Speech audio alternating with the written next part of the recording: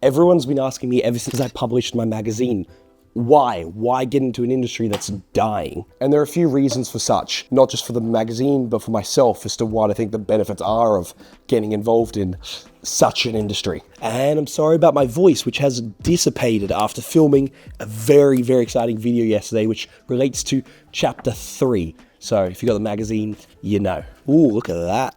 Okay, good, they came out all right. Start with the easiest. So the first and most obvious reason why I started it was just because I wanted to do something tangible with my photos. But that's the boring reason. But there's a few more interesting angles which I think it delivers significant value. The first one of these is that the magazine acts like a business card, in the sense that if someone asks what I do, I can hand them that magazine, and not only does it show that I'm a photographer, it also shows that I can write. I know what I'm talking about because I've done some in-depth analysis, and I have the ability and patience to put a project like that together. So at an instant glance, someone can get a gauge of what my abilities are and how I can potentially deliver for them as a client or whatever that relationship may be. But it's a very expensive business card, so I'm gonna have to figure that out while I'm gonna be broke in London. While I do this, let's move you guys a little closer. My favorite reason, though, I'll leave to the end to force you guys to watch through me fixing. Just simple reason why I think the magazine, in the dying industry isn't a flop, is that in the process, I've never bought really magazines before. But in some market research, acquiring some of the competitors, I realized how terrible most magazines are. If you get a cliche magazine, like, the big brands, it's just like 60% advertising made to look like it's actual genuine content. And if you get, like any of the photography magazines that I'll see in news agents, they're terrible. The photos are terrible. It's just not good. So would people be more inclined to purchase a product if it was actually good and wasn't pure advertising? My answer is yes. Additionally, the strategy which plays into the video that I was filming yesterday within chapter 3 is that it could work as like a merchandising product. That yes, some people may purchase it on its own, but like after a concert, you want to memorialize the feeling you had throughout.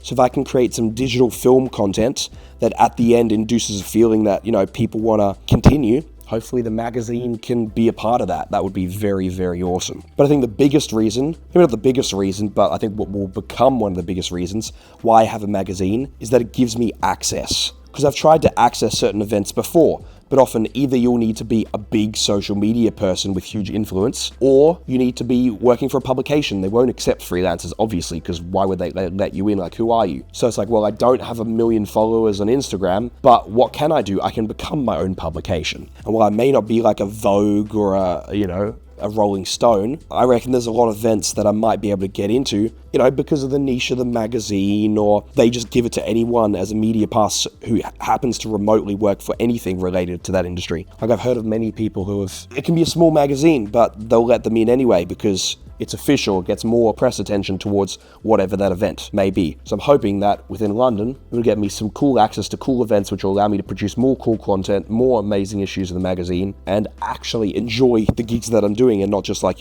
corporate headshots per se. First one done. Should I just put it in to give it a go? Yeah, I reckon. Oh, fuck, it's a one piece. Oh, no. Or maybe it's not. Hold on. Okay, no, good. Oh, separate. Phew, that's handy. Oh no, is this glued? No, it's not glued. Good. Oh, it is taped. I can take the tape off easy.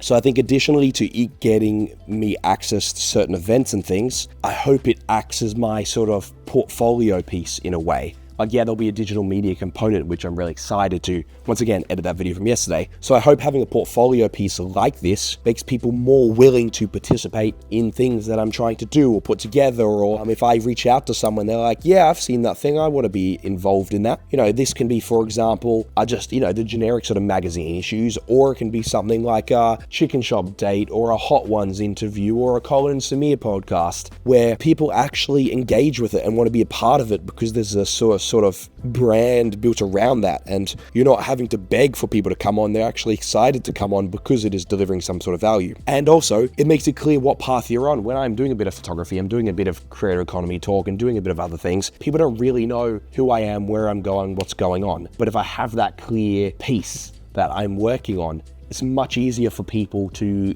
categorize in their head who I am and, do they want to be a part of that or not? Oh, look at that.